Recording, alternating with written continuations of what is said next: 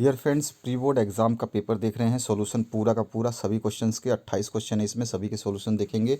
और आपको ध्यान रखना है, ये बहुत अच्छा क्वेश्चन पेपर है, इसको जरूर देखें, आपके सिलेबस से रिलेटेड है और बहुत अच्छे अच्छे क्वेश्चंस आए हुए हैं। साथ ही पीडीएफ का जो पासवर्ड है वो आपको इसी वीडियो में मिलेगा, तो ध्यान करके देखना, भूल मत जाना, पीडीएफ का पासवर्ड नोट कर लेना।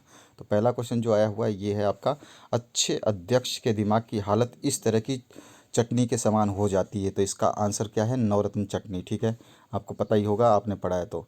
दूसरा है आपका, 1 नैनोमीटर का साइज मानव बाल के हिस्से के बराबर होता है, तो 50,000वें हिस्से के बराबर होता है। उसके बाद में अगर हम छावते कुटीर कहूँ रम्य जमुना के तीर, किसने कहा है? तो ये यद उद्धव ने कहा है। उसके बाद में तिल्ली फक फक करके बुझ गई, वाक्य में फक फक शब्द क्या है? तो पूर्ण पुनरुक्त शब्द है, क्योंकि पूर्ण पुनरुक्त शब्द में एक वाक्य को कई बार रिपीट किया जाता है। उसके बाद में आ जाइए क्वेश्चन नंबर 2 में, तो उचित चयन करके आपको खाली स्थानों की को भरना है। तो रोज़ सुबह पैसेंजर आने से पहले गणेशी गरम गरम पूरियाँ और जलेबी बनाता था। ठीक है, यहाँ पे हाईलाइट कर रखा है ग्रीन कलर में। यशोधर उच्च कोटि का गाद्य काव्य है। ठीक है, उसके बाद में आपका जो नेक्स्ट है, इसमें पूछा गया आपसे,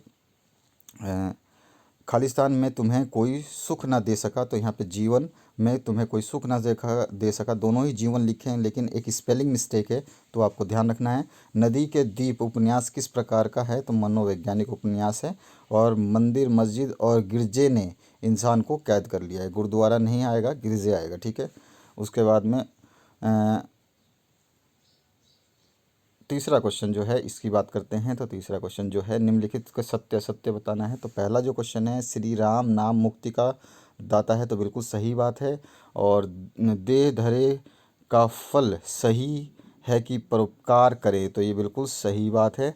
और दूसरा जो है, द्वीप स्थिर नहीं है इसीलिए कहते हैं, ये द्वीप जो वो है आपका, जिसको टापू बोलते हैं, द्वीप समुद्र वाला, वो द्वीप यूज़ किया गया है। लेकिन इस क्वेश्चन में थोड़ा सा मुझे कहीं कमी लग रही है, लेकिन द्वीप स्थिर नहीं है ये तो हो नहीं सकता है, द्वीप हमेशा स्थिर होता है, नहीं टापू स्थिर होता है, नहीं तो एक टापू इस देश में है तो वही टापू से तैरते तैरते दूसरे देश में चला जाएगा, ऐसा नहीं है, तो ये गलत है।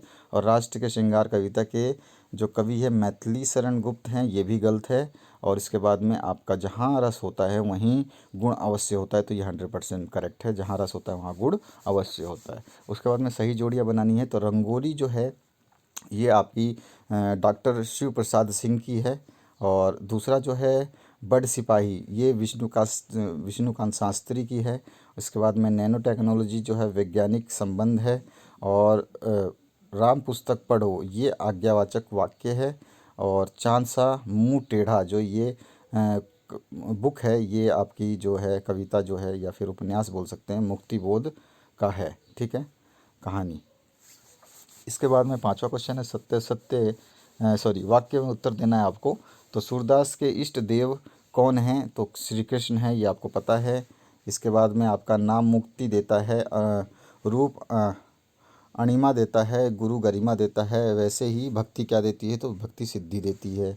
इसके बाद में सुरबाला की दृष्टि में परमात्मा कहाँ विराजते हैं? तो सुरबाला की दृष्टि में परमात्मा उसके बनाए गए भाड़ के जादू में विराजते हैं। ठीक है, इसके बाद में आपका नेक्स्ट क्वेश्चन है, ऊँट के मुंह में जीरा, मुहावरे का अर्थ क्या है? तो ज़रूरत से कम वस्तु मिलना, या बहुत ही कोई चीज़ कम मिलना। और लेखक का बचपन कहाँ गुम हो जाता है? तो लेखक का बचपन पुराने घर की जर्जर दीवारों में गुम हो जाता है। उसके बाद में छठा क्वेश्चन है, लिखने के लिए मैंने कभी नहीं कहा, कभी नहीं लिखा, इसका तात्पर्य क्या है? अथवा में है, घर जाने की खुशी होने के बाद भी गजाधर बाबू का मन दुखी क्यों था? तो इसका आंसर जो है यहाँ पर आपके सामने बिल्कुल सही ढंग से लिखा हुआ है, जो कि पहला क्वेश्चन है, लिखने के लिए मैंने कभी नहीं कहा, तो कि इसका तात्पर्य है कि दूसरों के आदेश पर लेखक ने न लिखकर अपनी इच्छा अर्थात मन के चाहने पर लिखा है। और अथवा में है जो है, घर जाने की खुशी के बाद, गिरधर बाबू वाला, तो इसमें घर जाकर पत्नी और बाल बच्चों के साथ रहने की कल्पना से गिरधर बाबू का मन खुश तो था, परंतु 35 साल तक वो रेलवे क्वार्टर में रहते थे, वहाँ के परिचित इसने आदरमय और सहज संसार से सदैव के लिए नाता टूटने वाला था। सम्मान जो उनको वहाँ पर जो मिलता था वो सब कुछ, मतलब वहाँ से वो बिछड़ने वाले थे, इसलिए उनका मन दुखी था। और कबीर ने किसकी संगति को अच्छा कहा है? तो कबीर ने साधु पुरुष की संगति को अच्छा कहा है। अथवा में है, तुम चलते हो सदा चेतना के चलाते हो सदा चेतना के तीर से नवीन जी का क्या आशय है। तो नवीन जी का जो है आशय वो यहाँ पर स्पष्ट रूप से हमने इसके आंसर को लिख दिया है, जो कि अथवा में है। देश का युवा वर्ग दिशा और काल रूपी धनुष को धारण करने वाला धनुर्धर है, जो चीर चेतना यानी उद्दोन रूपी तीर चलाकर देश की रक्षा करने वाले पहरुओं को सावधान करता है। इस तरह से ये पूरा का पूरा आपको आंसर लिखना है। इसकी PDF फाइल मैं अभी आपको दूंगा, इसका पासवर्ड आपको ध्यान रखना है। और यशोदा दुखी क्यों थी, और अथवा में है सुरवाला के बाल स्वभाव की दो विशेषता। तो मानो के चिर सुख का अमृत खोजने के लिए गौतम बिना बताए यशोधरा और अबोध बालक राहुल को छोड़कर चले गए थे। इसी वेदना से यशोधरा अत्यंत दुखी थी। अथवा में जो सुर बालक की बाल स्वभाव की विशेषताएं जो आपको बतानी थी, उसमें आपको ये दोनों जो है लिखनी है। इसके अलावा है ही नहीं, तो यही दो आपको लिखनी है, याद भी यही दोनों करने हैं। 9वां क्वेश्चन है, रंग की पहचान करने से होने वाले 3 लाभ आपको लिखने हैं। तो यहाँ पे रंगों की दुनिया बड़ी विचित्र और मनमोहक होती है। ठीक है, इसकी पहचान से अमूर्त वस्तुएं भी रंगीन दिखाई देने लगती है। कवि के द्वारा रंग स्पर्श से सजीव सौंदर्य को देखने की क्षमता आ जाती है। अथवा में है, लेखक के अनुसार गीता के जन्म का क्या उद्देश्य है। तो युद्ध भूमि में जब अर्जुन धर्म सम्मुढ़ हो गया था, तो उस समय जब वो जरूरत पड़ी थी, तो उस समय का आह्वान यहाँ पे लिखा हुआ है, तो आप देख सकते हैं इसको। इसके आगे आराम से वीडियो को पॉज करके पढ़ लेना। इसके आगे जो बताऊं मैं आपको, तो पहले आप तो PDF का पासवर्ड है उसको नोट कर लीजिए, जो कि PDF का पासवर्ड है 1122, यानी कि 1122। 10वां क्वेश्चन है, दिए गए मुहावरों का अर्थ लिखना है और आपको वाक्य में प्रयोग करना है। तो मुहावरे का अर्थ है परास्त करना या हराना। वाक्य में प्रयोग है जैसे कि आप, भारतीयों ने स्वतंत्रता संग्राम में अंग्रेजों के दांत खट्टे कर दिए, या फिर आप, तरुण ने 5 किलोमीटर या 500 मीटर की दौड़ की प्रतियोगिता में साहिल के दांत खट्टे कर दिए। इस तरह से आप लिख सकते हैं। मुंह लटकाना यानी रूठ जाना या दुखी होना। तो वाक्य में प्रयोग कर सकते हैं कि परीक्षा में कम गुण मिलने पर या फिर कम नंबर मिलने पर सीमा एक कोने में मुंह लटका कर बैठ गई। अथवा में था इसका, आचार्य राम शुक्ल के शब्दों में चिंतन जो है वो रहस्यवादी की परिभाषा क्या है। तो आचार्य राम शुक्ल के शब्दों में चिंतन के क्षेत्र में जो अद्वैतवाद है, वही भावना के क्षेत्र में रहस्यवाद है। उनके शब्दों की बात कर रहे हैं। 11वां है, राजभाषा और राष्ट्रभाषा में अंतर बताना है। तो यहाँ पे राजभाषा के बारे में लिखा और यहाँ पे राष्ट्रभाषा के बारे में पूरा लिख दिया है, तो आपको कोई दिक्कत नहीं होगी। इसी का जो अथवा पार्ट है, दिए गए सामयिक शब्दों को विग्रह कर कर समास का नाम आपको लिखना है। तो यहाँ पे एक है राजमर्यादा और दूसरा है देशद्रोही। तो यहाँ पर देखिए, राजमर्यादा जो है ये रहा, जिसमें लिख सकते हैं राज्य की मर्यादा, और देशद्रोही यानी देश से द्रोह या देश का द्रोही, दोनों में ही तत्पुरुष समास है। ठीक है, तत्पुरुष समास में का, के, की, से इस तरह के जो है वाक्य या फिर जोड़ने के लिए एक शब्द का यूज़ होता है। और प्रश्न नंबर 12 जो है, भाई बहन कविता के माध्यम से कवि क्या संदेश देना चाहता है। अथवा में सवैया छंद की किसे कहते हैं, परिभाषा लिख करके प्रकारों के नाम बताना है। तो भाई बहन वाला जो आंसर है वो तो आप यहाँ पे देख रहे हैं, ये रहा आपके सामने है। और अथवा में जो सवैया छंद है वो यहाँ पर है आपका, और इसके बहुत सारे जो है वो है क्या कहते हैं, बहुत सारे जो हैं आंसर है इसके। तो इसमें मतलब बहुत सारे टाइप्स हैं, आप इसमें से 2-4 टाइप याद रखेंगे वही बहुत है, ज़रूरी नहीं है कि आप सारे लिखें। इसके बाद में छठा जो क्वेश्चन नंबर 13 जो है, छायावाद काव्य की कोई 4 विशेषताएं। अथवा नींव के पत्थर के कवि का तात्पर्य आपको बताना है। तो छायावाद की विशेषताएं इस तरह से आपको 4 लिखनी है, हमने 5 लिख दिए। अथवा में आपका नींव के पत्थर से कवि का क्या तात्पर्य है, तो उन वीर पुरुषों से है जिन्होंने देश की स्वाधीनता के लिए अपने प्राणों का बलिदान दिया है। ठीक है। इसके बाद में 14 जो क्वेश्चन है, इसमें नैनो मटेरियल किसे कहते हैं। नैनो मटेरियल तैयार करने की 2 पद्धतियाँ आपको लिखनी है, केवल बतानी, वर्णन नहीं करना है। अथवा में है, देवकी कारागार में बैठी किस प्रकार का अनुभव कर रही थी। तो सबसे पहले नैनो टेक्नोलॉजी का जो आंसर है वो ये रहा, और उसके बाद में इसकी 2 पद्धतियाँ ये हैं, एक बड़े से छोटा करने की पद्धति और एक छोटे से बड़ा करने की पद्धति। और देवकी कारागार में बैठी किस प्रकार का अनुभव कर रही थी, तो वहाँ पर वो आनंद का अनुभव कर रही थी। यहाँ पे पूरा का पूरा लिखा हुआ है सार में, आप इसको देख सकते हैं। इसके बाद में 15वां है, लता के गायन की विशेषता लिखिए। अथवा खंड के चार धाम किन किन पवित्र नदियों के किनारे बसे हैं, ये आपको बताना है। तो सबसे पहले लता के गान की मुख्य विशेषताएं आपको बतानी है, ठीक है। उसके बाद में अथवा में है इसका उत्तराखंड के चारों धाम की विशेषताएं जो है, चारों धाम कहाँ कहाँ, कौन कौन सी नदी के किनारे कौन सा धाम है, यहाँ पे लिख दिया है। उसके बाद में प्रश्न नंबर 6 है, वक्रोक्ति अलंकार की परिभाषा लिखनी है। अथवा में खंड काव्य के 2 लक्षण आपको बताने हैं। तो यहाँ पर देखिए वक्रोक्ति अलंकार का जो है ये आंसर लिखा हुआ है, और अथवा में जो खंड काव्य है, खंड काव्य के बारे में यहाँ पे बताया गया है, ठीक है, क्या लक्षण होते हैं। उसके बाद में लोकगीतों की कोई 4 विशेषता लिखनी है। और भारतेंदु अथवा में आया है, भारतेंदु युग को हिंदी कविता का जागरण काल क्यों कहा जाता है। तो सबसे पहले लोक कविता की जो है 4 लोकगीतों की जो विशेषताएं हैं वो लिखनी है। उसके अथवा में फिर आंसर हमने दे दिया है भारतेंदु युग का, जो हिंदी कविता का जागरण काल क्यों कहा जाता है, ये इसके रीज़न है। इसके बाद में अगला हम बात करें छायावाद और रहस्यवाद में क्या अंतर है। तो रहस्यवाद यहाँ लिख देंगे, छायावाद यहाँ लिख देंगे, और उनमें अंतर जो है आप बता देंगे इस तरह से। उसी के अथवा में है, उसको पुकारता हूँ कविता का केंद्रीय भाव क्या है। तो अथवा में ये रहा, उसको पुकारता हूँ, जो उसका केंद्रीय भाव जो है आनंद मिश्र की है लिखी हुई कविता, और उसका केंद्रीय भाव यहाँ पर पूरा का पूरा स्पष्ट रूप से लिखा हुआ है। उसके बाद में 19वें जो क्वेश्चन है उसकी बात करें हम, जहाँ हार्दिक संबंध होता है वहाँ तर्क की गुंजाइश नहीं रहती, ये वाला आपको बताना है। तो यहाँ पर जो है एक तो ये वाला भाव विस्तार करना है, और दूसरा है अथवा में घर घुसरे मन के बावजूद लेखक के को सब कुछ मिल गया कर लिखिए, यहाँ पे थोड़ा कारण लिखिए आएगा, ठीक है। तो यहाँ पर इसका जो है आंसर हमने दे दिया है, पूरा का पूरा लिखा हुआ है लेखक को कैसे कैसे क्या है। उसके बाद में 20वां जो क्वेश्चन है इसमें है आपका स्वयं प्रकाशित होकर दूसरों को प्रकाशित करने की क्षमता मनुष्य में किन विशेषताओं से आती है। अथवा में प्रगतिवाद युग की 4 विशेषता लिखनी है। तो सबसे पहले क्वेश्चन जो 20वां है उसका आंसर है ये वाला, कौन कौन से जो विशेषताएं हैं वो होनी चाहिए। अथवा में जो प्रगतिवाद, तो उसकी जो 4 विशेषताएं हैं वो यहाँ पे आपके लिखी गई हैं, आप इनको देख सकते हैं। इसके बाद में अगर हम 21वें क्वेश्चन की बात करते हैं, तो नाटक और एकांकी में कोई 4 अंतर, और अथवा में है जीवनी और आत्मकथा में अंतर स्पष्ट करना है। तो सबसे पहले आपका जो यहाँ पर है आप देख रहे हैं नाटक और एकांकी में जो 4 अंतर आप लिख सकते हैं, तो ये इस प्रकार हैं, आप देख सकते हैं, आराम से पढ़ लीजिएगा इसको।